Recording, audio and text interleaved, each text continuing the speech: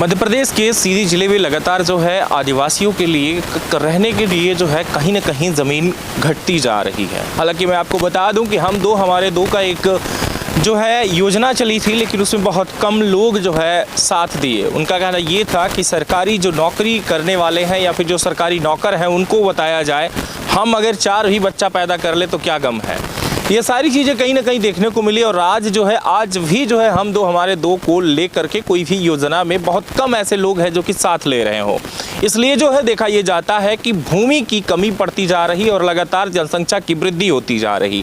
मध्य प्रदेश के सीधी जिले में आदिवासियों का ये सबसे बड़ी चीज़ है कि आदिवासी बहुमूल्य चीज़ कहा ही जाता है सीधी जिले को। यहाँ पर अगर कुछ भी देखा जाए तो सबसे बड़ी चीज़ है कि सबसे ज़्यादा अगर काउंटिंग की जाती है तो आदिवासी क्षेत्र ही कहलाता है। जहां आपको बता दूं कि कुछ सीटें भी आरक्षित रहती हैं। यहाँ की विधानसभा की सीट भी आरक्षित है। जैसे आपको धौहनी जो कि सीट आरक्षित है, वहाँ पर अगर आपको देखने को मिलेगा तो सिर्फ आदिवासियों की ही सीट बनी रहती है, वहाँ कोई बदलाव नहीं होता। ऐसे ही पूरे मामले पर मैं आपको बता दूं कि विधानसभा सिहावल अंतर्गत लगातार देखा जा रहा है कि कुछ वहाँ के जो लोग हैं वो जंगलों में जा करके रहने की बात कर रहे हैं कि हम वहाँ रहेंगे, लेकिन उनका ये डर है कि सरकार मुझे कहीं निकाल ना दे। सबसे बड़ी चीज़ें ये है कि वो फॉरेस्ट विभाग की ज़मीन है जो कि जंगल के ऊपर समतलीकरण जो देख करके आदिवासी वहाँ पर रहना शुरू कर दिए हैं, लेकिन अभी तक जिला कलेक्टर वहाँ पर जाकर मुआयना नहीं कर रहे, नहीं देख रहे कि आखिर में वहाँ पर हो क्या रहा है। यहाँ तक कि विधायक जो है वो भी वहाँ पर नहीं पहुँचे देखने के लिए कि आखिर में वो कैसे वहाँ रह रहे हैं। यहाँ तक कि सबसे बड़ी चीज़ें तो ये देखी जा रही कि फॉरेस्ट विभाग भी अभी कोई एक्शन नहीं ले रहा, लेकिन जिस दिन ये घर बनाना शुरू कर देंगे तो ज़रूर ऐसा होगा कि इनको वहाँ से निकाल दिया जाएगा, लेकिन अभी तक कोई एक्शन नहीं लिया जा रहा।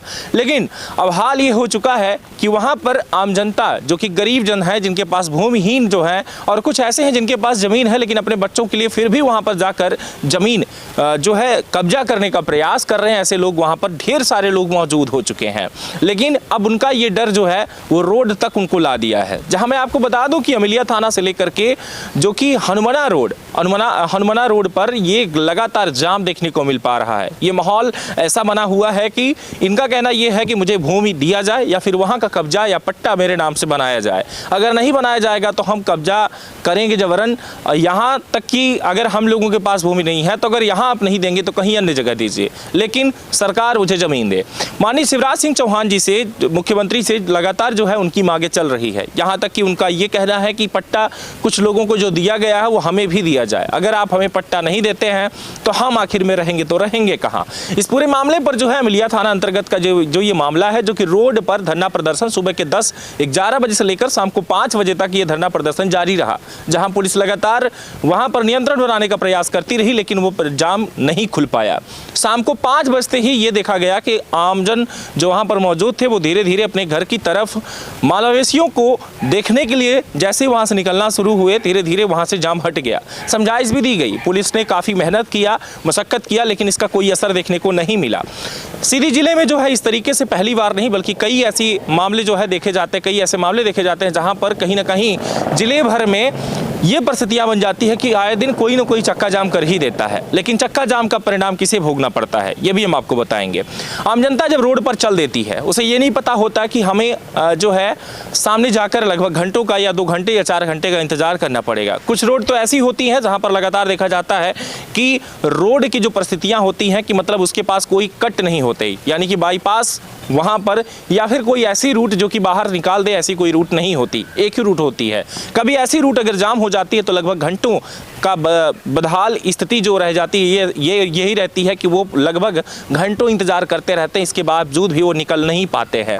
कभी सब रखकर जाम कर दिया जाता है तो कभी सब को लेकर के जाम कर दिया जाता है, कभी हत्या को लेकर के जाम कर दिया जाता है, तो कभी ऐसा होता है कि एक्सीडेंट को लेकर के जाम कर दिया जाता है, तो कभी ऐसा है कि घर बनाने के लिए जाम कर दिया जाता है, तो कभी ये देखा जा रहा कि ज़मीन को लेकर के जाम कर दिया गया। लेकिन 5 से 6 घंटे नहीं बल्कि पूरे 7 से 8 घंटे तक ये जाम लगा रहा, लेकिन पुलिस भी मजबूर थी, क्योंकि मैं आपको बता दूं कि इस पूरे मामले पर उनके पास कहीं ना कहीं किसी के हाथ किसान थे, किसी के हाथ में हंसिया तो किसी के हाथ में पहसुल और किसी के हाथ में जो है कुल्हाड़ी भी देखी गई।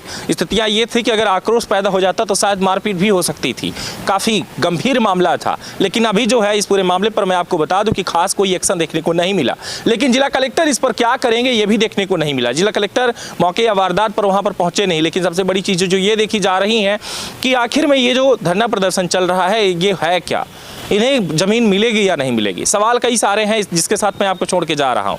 लेकिन अगर गरीब इस तरीके से रोड पर आ चुका है, जिसके पास घर जगह ज़मीन नहीं है, तो अंदाज़ा लगाया जा सकता है कि सीधी की जनसंख्या भी काफ़ी बढ़ चढ़ चुकी है। अब कंट्रोल करने की आवश्यकता है, लेकिन क्या इसके लिए जनता सहयोग करेगी? बहुत सारी चीज़ें हैं। फिर मिलेंगे एक छोटे से ब्रेक के बाद। तब तक के लिए नमस्कार, जय हिंद, जय विन।